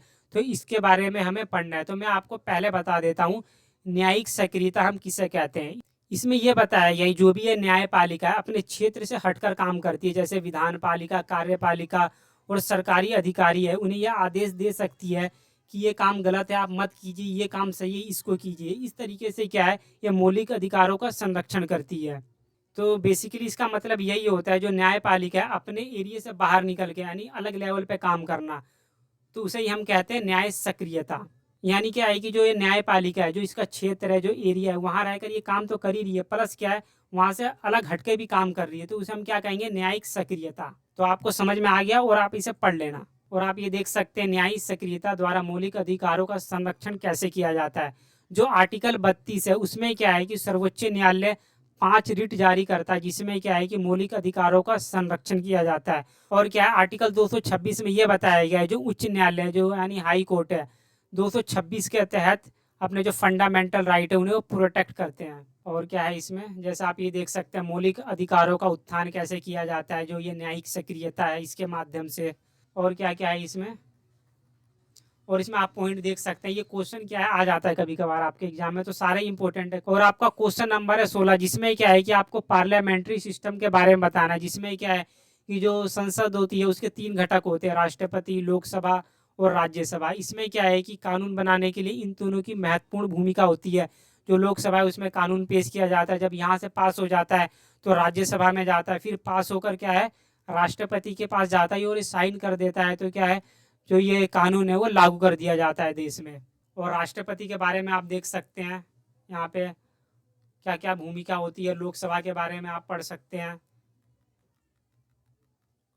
लोकसभा का विघटन कैसे किया जाता है, राज्यसभा, ये सारी चीज़ें यहाँ पे कितने सदस्य होते हैं, इसके दोहरी सदस्यता, ये सारी चीज़ें। प्रधानमंत्री का नेतृत्व कैसा होता है, प्रधानमंत्री जो भी मुख्य फैसले हैं वो लेता है, सामूहिक जिम्मेदारी। और क्वेश्चन नंबर है 17, इसमें क्या बताया गया है, भारतीय संसदीय लोकतांत्रिक शासन प्रणाली में प्रधानमंत्री की शक्तियों तथा भूमिका पर प्रकाश डालिए। इसमें क्या है जो भी अपना देश है वो एक लोकतांत्रिक है, तो उसमें क्या है प्रधानमंत्री की अपने को शक्तियाँ बतानी, क्या क्या उसके पास पावर है। और ये सारे क्वेश्चन एक ही हैं, बस क्या थोड़ा वर्ड चेंज किया गया है। जैसे आप ये देख सकते हैं प्रधानमंत्री की दल एवं संसद में भूमिका का अध्ययन कीजिए। और इसमें क्या है मंत्री परिषद का गठन कैसे किया जाता है इसमें दे रखा है। जैसे आप सेकंड पॉइंट में देख सकते हैं विभागों का वितरण, यानी जो भी प्रमुख मंत्रालय हैं जैसे वित्त मंत्रालय, रक्षा मंत्रालय और विदेश मंत्रालय को प्रधानमंत्री डिसाइड करता है किसको देना है। जैसे इस बार चुनाव हुए थे तो आपको पता ही होगा कौन कैबिनेट में है कौन नहीं है, किसको रक्षा मंत्रालय दिया गया है, तो सारी चीज़ें इसी के अंतर्गत आती हैं। प्रधानमंत्री तथा आपातकाल के बारे में इसमें बताया गया है। राष्ट्रीय नेता के रूप में ये क्या है कि जो राष्ट्र का ये नेता होता है प्रधानमंत्री, ये जो भी बड़े फैसले होते हैं देश में यही लेता है। प्रधानमंत्री तथा नीति निर्धारण, यानी जो भी पॉलिसी वगैरह बनानी है तो सारी चीज़ों में इसकी महत्वपूर्ण भूमिका होती है। और आगे क्या है आप ये देख सकते हैं प्रधानमंत्री का दल और उसकी भूमिका, ये सारी चीज़ें यहाँ पे। और जो प्रधानमंत्री है उसका राष्ट्रपति से क्या रिलेशन है, क्या संबंध है, तो आप ये देख सकते हैं। और अपना लास्ट क्वेश्चन है क्वेश्चन नंबर 18, निम्नलिखित पर टिप्पणी करनी है, शॉर्ट नोट्स हैं ये। जैसे आप ये देख सकते हो इसमें टोटल क्या है 1 2 3 4 5 शॉर्ट नोट्स हैं। पहला है राज्यसभा और लोकसभा की शक्तियाँ कार्य, तो इसे हम देख लेते हैं। राज्यसभा और लोकसभा की शक्तियाँ और कार्य, तो इसमें क्या है जो राज्यसभा है और लोकसभा है उनकी क्या क्या शक्तियाँ और उनके क्या क्या कार्य हैं वो सारी चीज़ें आपको बतानी है। जैसा आप ये देख सकते हो राज्यसभा है यहाँ पे, इसमें क्या है टोटल 245 सदस्य होते हैं और जो 12 सदस्य होते हैं उन्हें कौन मनोनीत करता है, राष्ट्रपति। और इनके पास क्या है विधायी शक्तियाँ भी होती हैं, जैसे थोड़ी बहुत कानून भी ये बना सकते हैं। संविधान संशोधन की शक्ति, यानी संविधान में थोड़े बहुत चेंजेस करने हैं तो इनकी भी वहाँ महत्वपूर्ण भूमिका होती है। और इसमें नेक्स्ट है वित्तीय शक्ति, यानी जो फाइनेंस से संबंधित होती है, जो पैसे से रिलेटेड शक्तियाँ इनके पास होती हैं, ये आप ये देख सकते हैं। और क्या ये है लोकसभा, इसमें क्या है टोटल 545 सदस्य होते हैं। जो 530 सदस्य होते हैं वो राज्यों से संबंधित होते हैं और जो 13 होते हैं वो केंद्र शासित प्रदेशों से होते हैं। जैसे दिल्ली क्या है केंद्र शासित प्रदेश है, तो यहाँ पे क्या है टोटल 7 सीटें हैं एमपी की। और हम आगे देख लेते हैं कि विधायी कार्य यानी कानून बनाना, संशोधन संबंधी कार्य। और क्या है संशोधन संबंधी कार्य यानी संविधान में क्या संशोधन करना है, इनकी वहाँ महत्वपूर्ण भूमिका होती है। कार्यपालिका पर नियंत्रण, ये सारी चीज़ें यहाँ पे। और अपना नेक्स्ट है पंचायती राज की चुनौतियाँ, यानी उसके सामने कौन कौन सी प्रॉब्लम्स है, कौन कौन सी चुनौतियाँ हैं, तो ये सारी चीज़ें आप ये देख सकते हैं। पहली चुनौती क्या है, जन सहयोग की कमी, यानी क्या है इसमें लोगों का थोड़ा बहुत सहयोग नहीं मिलता, जिससे क्या है कि वो सही से काम नहीं कर पाते हैं। और सेकंड है विकासात्मक योजनाओं के क्रियान्वयन में अनियमितता, यानी जो भी डेवलपमेंट से संबंधित कोई भी योजना है उसका क्या है सही से इम्प्लीमेंट नहीं हो पाता, वो टाइम पे इम्प्लीमेंट नहीं हो पाती है, जिससे क्या है लोगों के पास सुविधाएं नहीं पहुंच पाती, इसमें ये बताया गया है। और क्या है आर्थिक संसाधनों का अभाव, उनके पास क्या है जो आर्थिक संसाधन होते हैं, जो आर्थिक रिसोर्सेज होते हैं उनके पास थोड़ी बहुत उनकी कमी पाई जाती है, क्योंकि क्या है कि इनके पास थोड़ा टैक्स की भी कमी रहती है। और फोर्थ पॉइंट है अपना जन संवाद का अभाव। और इसमें क्या है कि जन संवाद का अभाव रहता है, यानी उन लोगों के बीच कम्युनिकेशन गैप रहता है। वहाँ की लोग थोड़ा गरीब रहते हैं, पढ़े लिखे नहीं रहते, तो यहाँ भी कहीं ना कहीं ये फैक्टर साबित होते हैं। और फिफ्थ पॉइंट है योग्य प्रशासकों एवं विशेषज्ञों की चुनौती। और इसमें क्या है, जो ज़्यादा पढ़े लिखे लोग हैं, यानी जो प्रशासनिक दृष्टि से हैं, उनका भी थोड़ा इन्हें सहयोग नहीं मिलता है। सही व विश्वसनीय तथ्यों की कमी। इसमें क्या है कि जो विश्वसनीय आंकड़े हैं वो हमें प्रोवाइड नहीं हो पाते हैं, तो ये सारी चीज़ें इसमें। अधिकारियों व पदाधिकारियों के बीच संबंधों की चुनौती। इसमें क्या है, जो अधिकारी हैं, जो ऑफिसर्स हैं, उनके बीच क्या है, संबंधों की चुनौती रहती है। उनके बीच अच्छे खासे संबंध नहीं रहते, जो भी हाई लेवल के ऑफिसर रहते हैं जो डिस्ट्रिक्ट में। तो आप ये देख सकते हैं चुनौतियों का समाधान, यानी जो भी पंचायती राज सिस्टम के सामने जो भी प्रॉब्लम है, समस्या है, उनको हम कैसे सोल्व कर सकते हैं, ये पॉइंट में बताया गया है यहाँ पे। और यहाँ पे सी पॉइंट है गठबंधन राजनीति के दौर में प्रधानमंत्री की भूमिका। तो यहाँ पे यह बताया गया है कि जब देश में किसी एक पार्टी की सरकार नहीं बनती है तो वो क्या करती है, बहुत सारे पार्टियों को मिला करके अपनी सरकार बनाती है। जैसे कि आपको पता होगा 2024 में जब चुनाव हुए थे तो बीजेपी को पूर्ण बहुमत नहीं मिला, तो वो सही से सरकार नहीं बना पाई। तो क्या है, उन्होंने कई पार्टियों को मिलाकर सरकार बनाई, तो उसे हम क्या कहेंगे, गठबंधन की राजनीति। जो आज के समय में जो राजनीति यानी 2024 में जो प्रधानमंत्री वो क्या है, गठबंधन की राजनीति पे शासन कर रहे हैं देश में। तो गठबंधन की सरकार का मतलब आपको पता लग गया होगा क्या होती है। इसमें क्या है कि कई पार्टियां मिलकर सरकार बनाती हैं। और क्या है, इसे हम कई बार अस्थाई सरकार भी कहते हैं, क्योंकि क्या इसमें बहुत सारी पार्टियां होती हैं।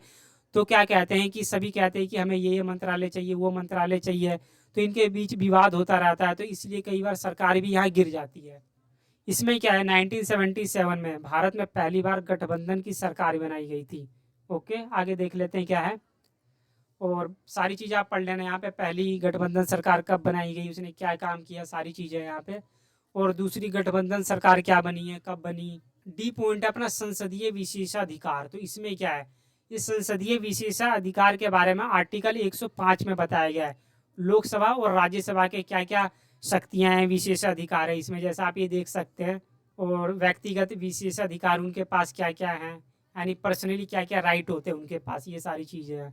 और नेक्स्ट है अपना रिट। रिट बेसिकली उसे बोलते हैं, क्या है कि जब हमारे मौलिक अधिकारों का उल्लंघन होता है तो रिट वहाँ पे आकर हमारी रक्षा करता है। जो ये रिट है ये कौन जारी करता है, सर्वोच्च न्यायालय यानी सुप्रीम कोर्ट। तो आप ये देख सकते हैं आगे क्या दिया गया है, जैसे आर्टिकल 226 के बारे में आप देख सकते हैं।